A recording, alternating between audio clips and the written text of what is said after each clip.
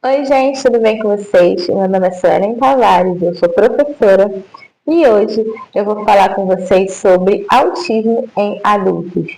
12 sinais que muitas pessoas descobrem tarde.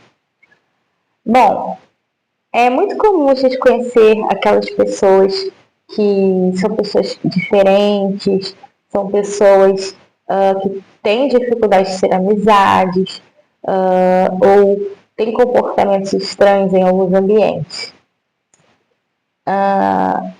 E o autismo, gente, ele não aparece apenas na infância. A gente precisa entender que existem pessoas que cresceram sem diagnóstico, principalmente há 15 anos atrás, né, onde isso não era muito difundido, onde a gente não tinha tanta informação quanto a gente tem hoje, e a gente não tinha tanta orientação quanto a gente tem hoje para obter um diagnóstico, tá? Para vocês terem noção, até hoje, mesmo com toda a informação que nós temos e com tanta facilidade, ainda assim muitas pessoas ainda têm dificuldade para conseguir o diagnóstico. Então, pode acontecer desses adultos terem crescido sem ter o diagnóstico, né, do autismo, porém, eles percebem que eles são um peixe fora d'água, eles são diferentes daquelas outras pessoas. Então, é muito importante a gente ter esse entendimento. A primeira coisa, a primeira característica que pode ser um sinal de que essa pessoa ela faz parte do transtorno, é sempre se sentir diferente.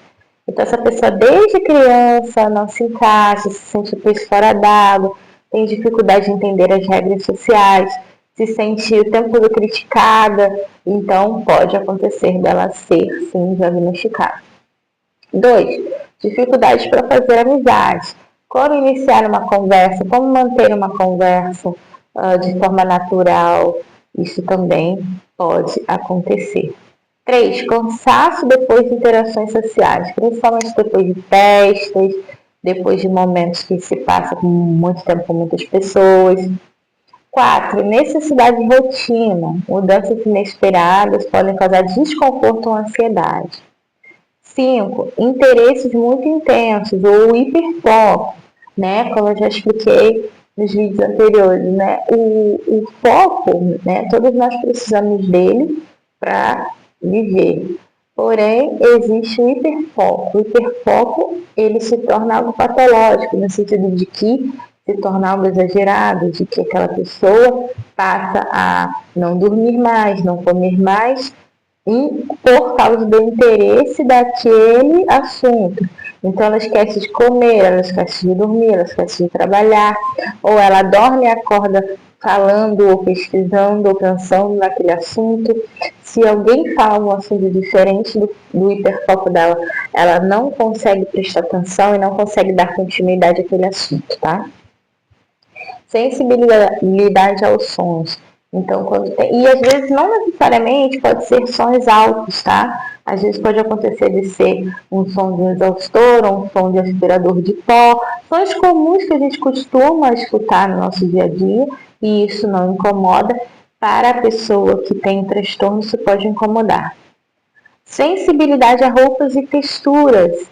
Pode acontecer daquela pessoa determinado tipo de roupa ou etiqueta incomoda, ou determinado tipo de tecido. Isso acontece com todo mundo. Temos tecidos que realmente incomodam, porém, a pessoa, por ele estar utilizando aquele determinado tecido, pode desestabilizar, pode desregular por causa dessa condição. Então, é algo que é diferente, tá? Não é algo comum. Dificuldade para demonstrar as emoções. Então, às vezes a pessoa pode estar chorando, pode estar triste, mas não consegue demonstrar essas emoções.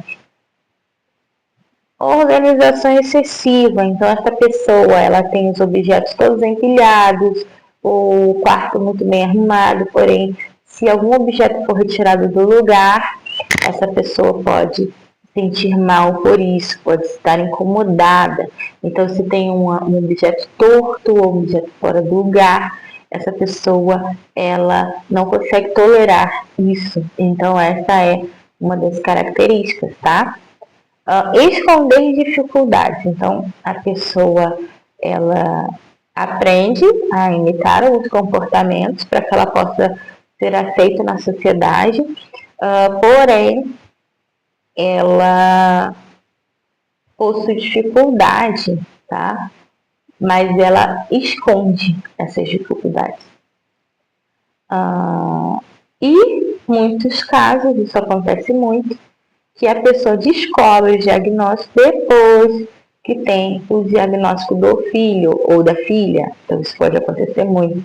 Às vezes o pai tem um diagnóstico, ou a mãe, vice-versa, e aí ele se identifica muito no comportamento do filho. Mas eu também era assim, mas eu também sou assim, mas eu também faço assim, e eu também tenho essa dificuldade.